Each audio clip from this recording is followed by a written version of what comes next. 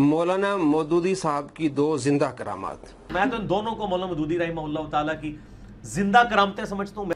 Engineer Mirza साहब कहते हैं कि मौलाना मौदूदी साहब की दो जिंदा करामात हैं। वैसे करामात को नहीं मानता, अब दो जिंदा करामात हैं। कौन है?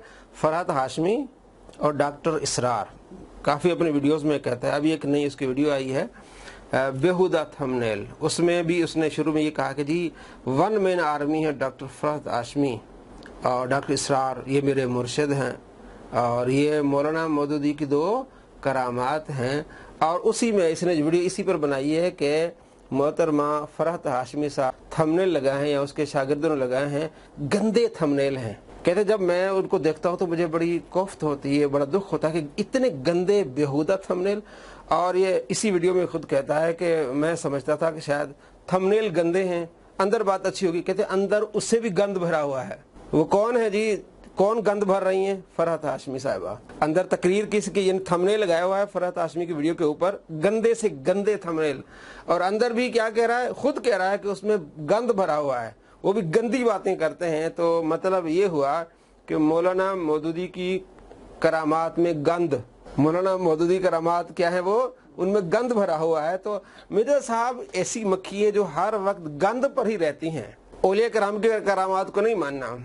हजरत उमर रज़ी अल्लाह तआला अन्हु ने मदीने में खड़े होके मिंबर पर ईरान में निहावंद में आपने या सारितल जबल कहा था, जिसको इसका बाबा अलबानी हसन कहता है कि यह हदीस हसन है कि हजरत उमर रज़ी अल्लाह तआला की करामत है कि आप मदीने में खड़े होकर निहावंद इतना दूर आपने कहा या सारितल जबल के पहाड़ का सहारा ले लो ताकि तुम जंग जीत जाओ। ये बहुत बड़ी करामात। ये नहीं मानता, कहता नहीं ये ज़ईफ है। पहले कहता ये मेरा बाबा आइंस्टाइन अलबानी, अब जब करामत की बात आता है इनकार करते ये ज़ईफ है। अब क्या करें? दो जिंदा करामात जिनमें क्या है? गंद है।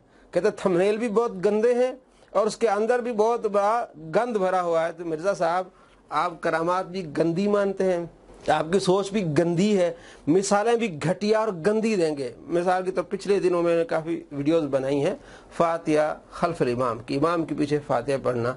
मुसलमान कहते हैं कि जितने भी फ़िक़ही आ रहा है, मतलब फ़िक़ह मालिकी है, फ़िक़ह हनफी है और फ़िक़ह शाफ़ी, इस तरह फ़िक़ह हम्बली, ये एक दूध का दरिया है, उसी से नहीं रहने के लिए अपनी अपनी राह है। तो इसने गंदी मिसाल कैसे दी? क्योंकि गंदी करामात को मानने वाला जहन भी क्या होगा? गंदा होगा। इसने मिसाल ये दी, लो जी देखें जी, एक दूध का दरिया है, उसे पेशाब की नहरें निकल रही हैं। ला हौल वला, दूध का दरिया और उससे क्या निकल रही हैं? पेशाब की नहरें निकल रही हैं। और नमाज उसकी सही होगी जो वो बंदा सही होगा जिसने इमाम के पीछे सूरह फातिहा पढ़नी है, उसी की नमाज होगी जिसने इमाम के पीछे सूरह फातिहा पढ़नी। जिसने सूरह फातिहा नहीं पढ़नी उसकी नमाज नहीं होगी। ये उसने गंदी मिसाल दी और कुछ महीनों के बाद फिर अपना मौक़िफ़ चेंज कर लिया। हाँ, अगर इमाम किरात कर रहा हो ऊंची आवाज़ से तो पीछे आपको सूरह फातिहा पढ़ने की ज़रूरत नहीं, आप ना पढ़े आपकी नमाज हो जाएगी। पहले आपने गंदी मिसाल दी, पेशाब की मिसाल दी, अब आप पेशाब से नहा रहे हैं। यही हुआ ना, आप उस पेशाब से क्या कर रहे हैं? नहा रहे हैं। इस तरह की गंदी मिसालें गंदी ज़हनियत वाले लोग देते हैं और गंदी करामात को भी इस तरह गंदे लोग मानते हैं। तो साफ सुथरे लोगों को चाहिए कि गंदी करामात को रिजेक्ट कर लें, गंदे जहनों को रिजेक्ट कर लें और गंदी बातें करने वालों को रिजेक्ट कर लें। और अल्लाह करीम आपको ऐसे गंदे जहनों से और गंदी करामात से बचाए। आमीन।